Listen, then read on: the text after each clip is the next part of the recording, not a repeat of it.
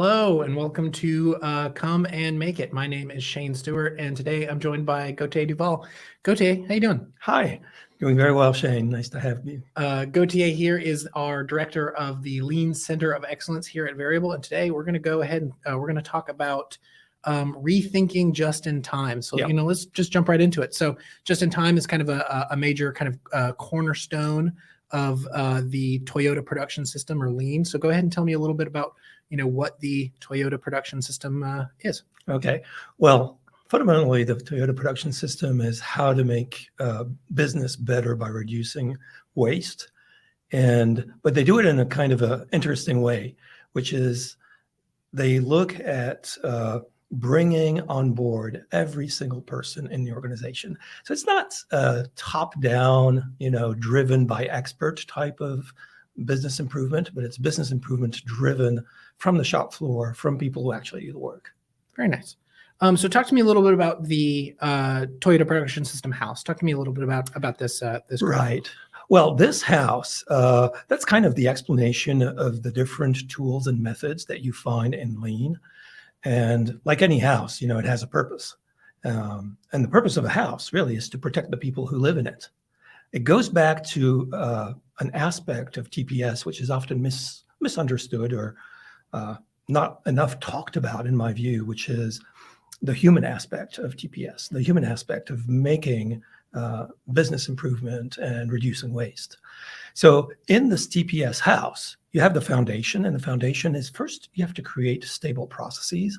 Once you have stable processes, you can build all the Lean tools on top. Don't do it the other way around, where you start by putting the Lean tools, but your processes are not stable, because then your house will crumble. So we don't want that. Right. So let's just jump right into so what is just in time? Well, just in time, it's a concept that actually predated the Toyota Motor Corporation.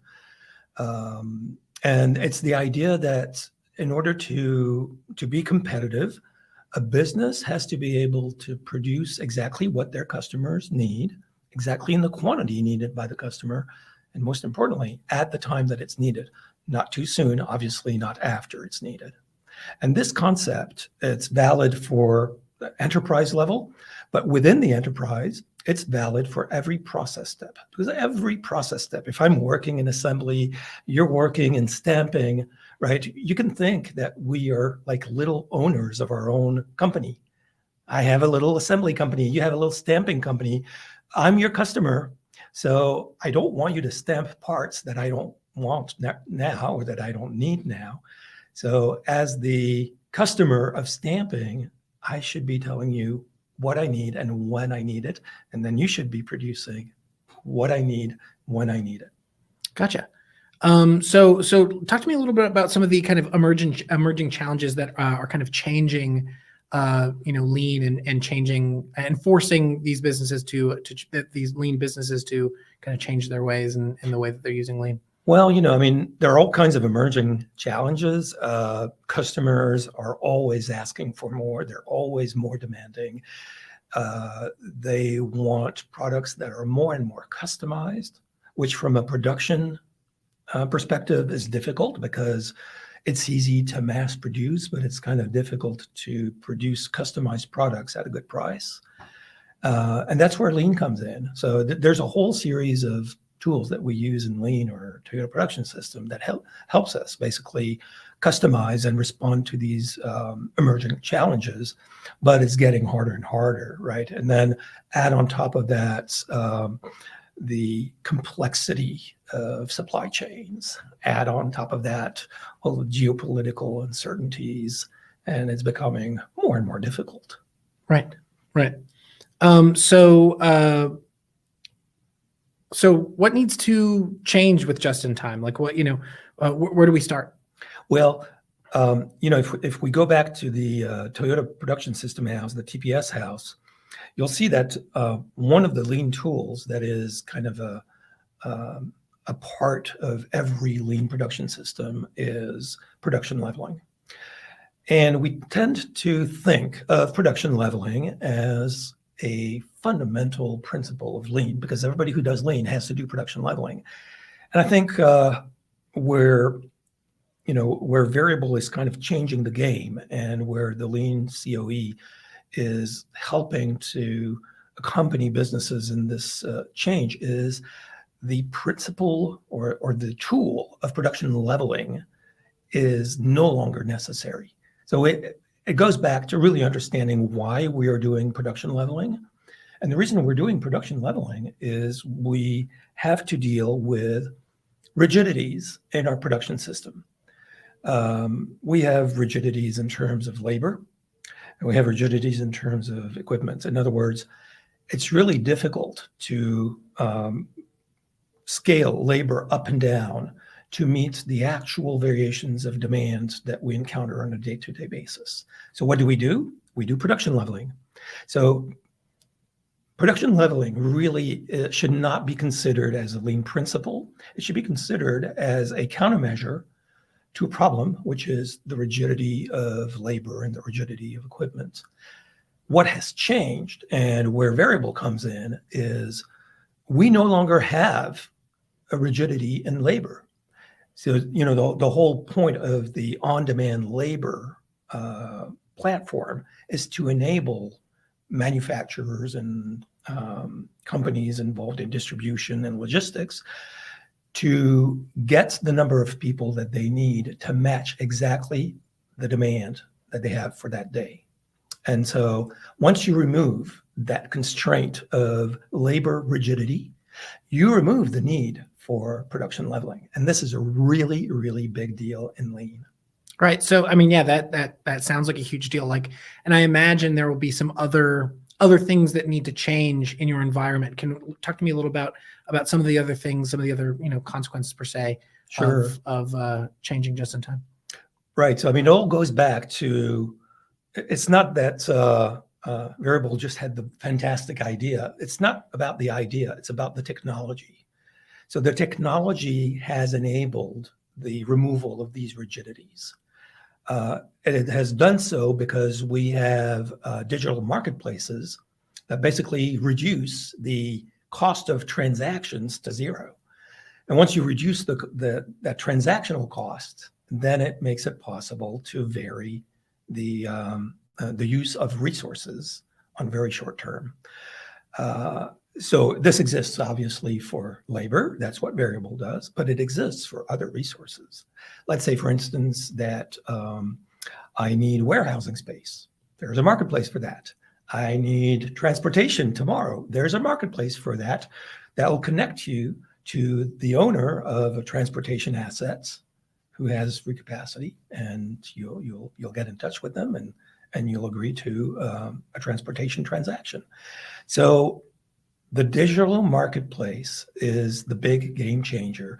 And from a Lean perspective, what's so exciting is that now that we can remove these rigidities, we can remove production leveling. Production leveling, we put it in the TPS house, but it really doesn't belong there because it's really anti-Lean. Production leveling is saying, I'm going to forecast, or I'm going to plan how many units I'm going to sell, let's say, over the next month. And then I'm going to take that demand for the next month, divided by the number of work days in that month. That gives me my daily production. And I basically now configure my plant to that daily production. Great for production, but not great for the customer. Because, if I produce 100 parts a day, on days where there are 200 customers who want a part, guess what?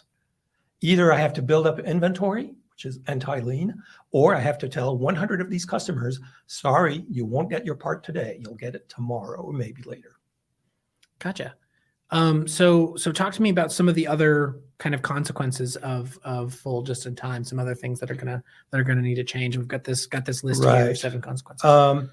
7 consequences. So I think the first one is you're going to bring operators into your plant on a just-in-time basis, and therefore you're going to need to be organized to enable these operators to produce consistently and according to your requirements very quickly. And so we have a tool in Lean called standard work, which is really, really one of the most fundamental things any Lean company has to do. And so I think standard work and paying close attention to standard work is one of those consequences. It's one of the reasons why the Lean COE offers help and coaching to companies, to our customers who say, hey, you know what? I'm going to do better with my on-demand labor if I standardize my work. And we're there to support that. Very nice. That's one of the consequences. Another consequence has to do with really what it means to the labor force. Like today, I'm not saying anything new when I tell you most people are not very happy at work. There's a lot of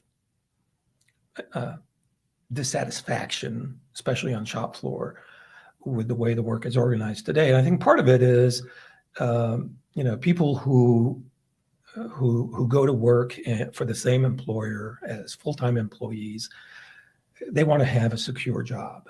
And job security is really important. Now, there are some people who are maybe not so interested in job security. They don't mind moving and changing. In fact, they kind of enjoy the diversity, and they have other desires. They're looking and they're more interested in autonomy, for instance. I think the way the workplace is currently organized really does not satisfy the people who need job security, nor does it satisfy the people who need autonomy and diversity. And I think one of the consequences of on-demand labor is that we're going to have kind of a self-separation according to what my personality is. If I'm more interested in having a secure job, I want to work for a company where, as a full-time employee, I'm pretty much safe from being laid off without, on surprise. Right. And if I'm more interested in diversity and getting autonomy and deciding when and where I work, then I'm going to be naturally more inclined to do on-demand type of work. So I'll be part of like our variable operators, right, like that. Yeah, I think another thing to bring up is for these employees that want that safety, want that guarantee, they also don't want to have to work overtime. Right. If the demand spikes, they don't want to have to be there until, if they're supposed to go home at 5, they don't want to be there till 9 because the job has to get done, or else, consequences. Yes. Like, if with on-demand labor, with this on-demand labor force, overtime and things like that won't be as necessary, and they can go home and see their wife and their kids, and not have to deal with that Absolutely. consequence. Yeah, and I think it's the main thing really is here not having a choice. Right. I've talked with a lot of people on shop floor, and of course they don't mind the money that comes with overtime, but the fact that you basically have no choice, right, is hurtful. So talk to me a little bit about so leveling is not going to be a part of, Correct. In this future, leveling will probably have to go away in some fashion. And it's probably going to be a gradual disappearance of leveling. I mean, the way I look at it is, today, at least lean companies that that operate in this way with production leveling, usually their leveling period is about a month. And so I think what they'll do is, I'm not saying that they're immediately going to go to, now let's go and do a day by day, but they'll be able to gradually reduce that leveling period at a rate at which they're comfortable with, knowing that the shorter the leveling period, the closer you are to just in time, and the closer you are to just in time, the lower your costs, and the lower your lead time, and the higher your customer satisfaction. So yeah, those will be some consequences. Other consequences, have to do with moving toward what I call full just-in-time, which is really applying this scaling up and down of resources to every factor of production. So not just labor, but equipment, transportation, everything else. And I think as we move closer to that, the Internet of Things, so digitalization is going to become important. So that'll be a consequence of full just-in-time. And finally, I think it'll lead a lot of businesses to rethink some of their business practices. In business today, we budget everything. So there's this whole idea that we have to be really disciplined in terms of planning and budgeting. And while that has some good points, it has some bad points as well, especially in a world that changes very rapidly and changes in ways that are totally unforeseen. There's a limit to the value of planning. Planning, again, is a countermeasure in a way. It's the countermeasure because we plan because we're not able to flex like we ought to. But the more you're able to flex, the more you're able to react to the, to the unexpected, then the less important the planning becomes. So I think that's going to be one of the consequences. It'll also enable, I think, businesses to grab opportunities that today they let go because they're too small compared to the effort it would take to change their budgets or change their planning. Again, being able to react rapidly to anything that comes your way is going to, for instance, I think, take care of or remove, let's say, what's known today as the 80-20 business practice, where you basically focus on your 20% most loyal or bigger clients, and because they're more profitable. I've never really liked this idea that we would pay more attention to certain clients than others. But I think with the ability to scale and to flex, that's going to become less relevant. Very nice. So let's talk about the kind of next steps forward. Kind of next steps towards full just in time. The first step is take care of your labor constraints. So I think the first step is to learn how to use on-demand labor to scale up and down and get a little bit closer to the ideal of just in time. And then after that, you'll hit some constraints. So, I mean, you can scale your labor up and down, but at some point, perhaps there's a ceiling due to the fact that you run out of machine capacity or you run out of space. And so the next steps will be to apply that principle. And again, I think it'll happen through digital marketplaces to basically have on-demand equipment, have on-demand space, and all of those things. So the first thing is to create an ecosystem of marketplaces, and then to create a way to integrate those marketplaces, because you don't want to be switching back and forth between 4 or 5 different marketplaces and trying to coordinate all of that. Right. So I think, again, this is thinking long-term, right? I think as we get closer to this idea of full just-in-time, we'll need some way to integrate all these marketplaces. Right. I'm sure there will be some disruption for the supply chain, some changes at the very least that will need to happen with the supply chain. Because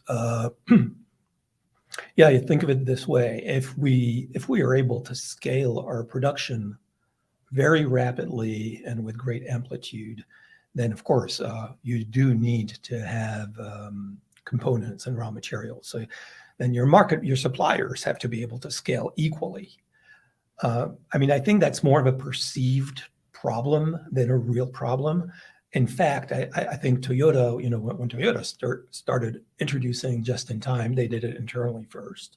And then in the 70s, they started rolling out just-in-time to their suppliers. And it was not easy for those suppliers, but their suppliers managed to rise up to the challenge. I think it's going to be the same thing.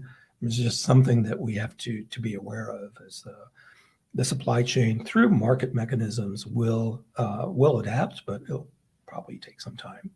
And just like with any lean transformation, even for lean businesses that maybe want to go to this kind of new version of lean, there's going to be some leadership changes, some thought leadership changes that need to happen. It's probably the more difficult aspect of lean is the human aspect.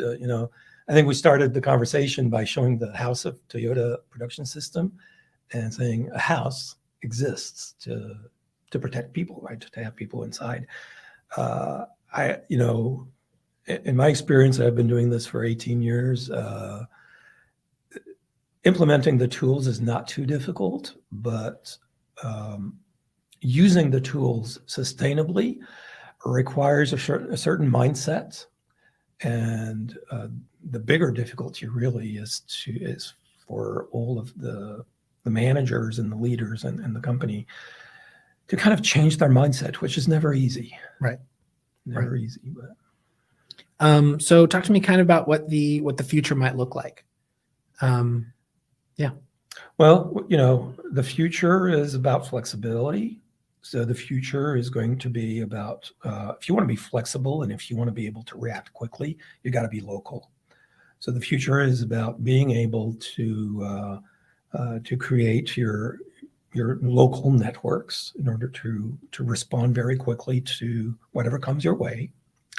And this is, by the way, I mean, this is what Toyota does, right? If you look at a Toyota assembly plant, for instance, they set up an assembly plant in San Antonio. Well, all of the first tier suppliers also moved to San Antonio. And the reason is it has to be local in order to be highly reactive. The other thing is mass customization. So it's this idea of being able to customize your product or your service to the exact needs of the customer and to do so at a very low price. And that's what Lean is about, really, is to be able to have the best delivery, best quality at the lowest price. And then technology is going to play a big role, I think. I talked about Internet of Things, but think about additive manufacturing, the ability, again, to produce any products you want from a 3D printer, right? So marketplaces, digitalization is going to be a big part of that, and then to be agile, not just in your manufacturing, but in everything else. You have to organize yourself for flexibility and agility. Very nice. So talk to me a little bit about the Lean COE and what we're doing here to kind of push this vision forward. Yeah, well, the Lean COE basically has two audiences, I would say. The first audience is companies that may not know much about Lean, or they know about it and they want to do it, but for whatever reason they haven't really started. We believe that Lean is really going to be a big part of on-demand labor. So there's synergy between Lean practices and using our on-demand labor. So the first audience is basically to help businesses that want to get started on the Lean journey. And if you go to our website and go to the Lean COE website, you'll see all kinds of resources to get started with Lean. And then the second audience is companies that are already pretty mature Lean companies. They don't need us to implement Lean tools, but the Lean COE wants to provide innovation. And I think as we go from traditional Lean to the new Lean, going towards full just-in-time and integrating on-demand labor into the Lean production system, that's where the Lean COE can work with these companies, partner with them, and we're developing new methods, new tools to basically extend just-in-time to labor and beyond. Very nice. Yeah. So if you'd like to get started with Lean through the Lean COE, go to lean.variableops.com and you can take a look and look at the guides and the templates and all the information we have there. And if you're not already using Veryable, you can go to variableops.com to learn more about us and our on-demand labor platform. So I think that just about does it for us today. Gauthier, thank you so much. Thank you, Shane. Of course, this has been Come and Make It, and we'll see